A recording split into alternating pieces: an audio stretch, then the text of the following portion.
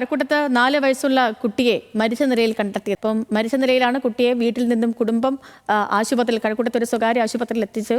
അതിനുശേഷം അമ്മ പറഞ്ഞത് കുട്ടിയെ ഭക്ഷണം കഴിച്ചു കഴിഞ്ഞ കുട്ടി പിന്നീട് അനക്കമില്ലാതെ കിടന്നു എന്നാണ്. ഇപ്പോൾ ഈ സംഭവത്തിൽ ദുരൂഹതകളുണ്ട്. അമ്മയും അമ്മയുടെ സുഹൃത്തും ഒക്കെ ഇപ്പം പോലീസിന്റെ കസ്റ്റഡിയിലാണ്. ഇപ്പോൾ ഈ സംഭവത്തിൽ കുട്ടിയുടെ ഈ 4 വയസ്സുകാരൻ്റെ പോസ്റ്റ്മോർട്ടം നടക്കുന്ന ദിവസം ഇന്ന് തിരുവനന്തപുരം മെഡിക്കൽ കോളേജിൽ വെച്ചാണ് ഗിൽഡറിന്റെ പോസ്റ്റ്മോർട്ടം നടക്കുക. ചോദ്യം ചെയ്യലിൽ അമ്മ മുന്നിക്കും സുഹൃത്ത് തൻബീറിനും പങ്കില്ലെന്നറിയിച്ചതോടെ ഇരുവരെയും വിട്ടയച്ചു. മീര വിവരങ്ങളുമായിട്ട് ചേരുന്നുണ്ട്.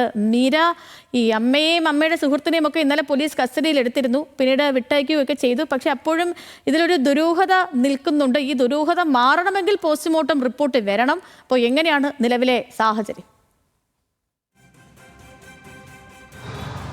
സേതു, തീർച്ചയായും സൂചിപ്പിച്ചതുപോലെ തന്നെ ഒരു ദുരൂഹത ഈ കുഞ്ഞിൻ്റെ മരണത്തിൽ ഇപ്പോഴും നിലനിൽക്കുന്നുണ്ട്. അത് ഈ അമ്മ കുഞ്ഞിന് ഭക്ഷണം കഴിച്ചതിന് ശേഷം പിന്നെ കുഞ്ഞ് ഉണർന്നില്ല എന്നാണ് ഇന്നലെ സ്വകാര്യ ആശുപത്രിയിൽ എത്തിച്ച ശേഷം ഡോക്ടറോട് പറഞ്ഞത്. പക്ഷേ ആ കുഞ്ഞിൻ്റെ കഴുത്തിൽ ഉൾപ്പെടെ പാടുകൾ കണ്ട് പിന്നീട് സംശയം തോന്നിയിട്ടാണ് പോലീസിന് ഉൾപ്പെടെ വിവരം അറിയിക്കുന്നത്. പിന്നീട് ഈ കഴക്കൂട്ടം പോലീസ് ഈ അമ്മയെയും സുഹൃത്തിനെയും ഉൾപ്പെടെ ചോദ്യം ചെയ്യുന്നുണ്ട്. പക്ഷേ ഈ കുഞ്ഞിൻ്റെ പോസ്റ്റ്മോർട്ടം ഉൾപ്പെടെ ഇൻക്വസ്റ്റ് ഉൾപ്പെടെയുള്ള നടപടിക്രമങ്ങൾ കഴിഞ്ഞിട്ടില്ല. അത് ഇന്നായിരിക്കും നടക്കുക. തിരുവനന്തപുരം മെഡിക്കൽ കോളേജിലാണ് നിലവിൽ പോസ്റ്റ്മോർട്ടം നടക്കുക. എന്തായാലും ഒരു 11-12 മണിയോടുകൂടി അതിൻ്റെ റിപ്പോർട്ട് ഉൾപ്പെടെ വരും. അതിലായിരിക്കും ഇത് കൊലപാതകമാണോ അല്ലെങ്കിൽ സാധാരണഗതിയിൽ മറ്റ് ആഹാരവുമായി ബന്ധപ്പെട്ട് ശ്വാസം തടയുമായി ബന്ധപ്പെട്ടോ അത്തരത്തിലുള്ള മരണമാണോ എന്നത് ഉൾപ്പെടെയുള്ള കാര്യങ്ങളിൽ വ്യക്തത വരിക. എന്തായാലും കൊലപാതകമാണെന്ന് സ്ഥിരീകരിച്ചു കഴിഞ്ഞാൽ പിന്നീടുള്ള ഈ അമ്മയും ആൺസുഹൃത്ത് ഇപ്പോൾ ചോദ്യം ചെയ്ത് വിട്ടയച്ചിട്ടുള്ള അമ്മയും ആൺസുഹൃത്തിനെ ഉൾപ്പെടെ പോലീസ് കസ്റ്റഡിയിൽ എടുക്കാനുള്ള സാധ്യതകളുമുണ്ട്.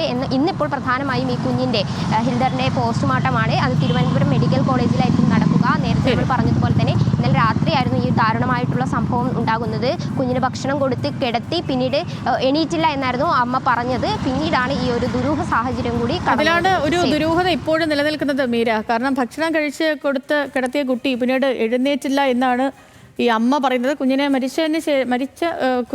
ആശുപത്രിയിൽ എത്തിക്കുമ്പോൾ, കഴക്കൂട്ടത്തെ സ്വകാര്യ ആശുപത്രിയിൽ എത്തിക്കുമ്പോൾ അതിന് ജീവനും ഉണ്ടായിരുന്നില്ല. അപ്പോൾ നോക്കാം എങ്ങനെയായിരിക്കും പോസ്റ്റ്മോർട്ടം റിപ്പോർട്ടിൽ പറഞ്ഞിരിക്കുന്ന കാര്യങ്ങളെന്ന്.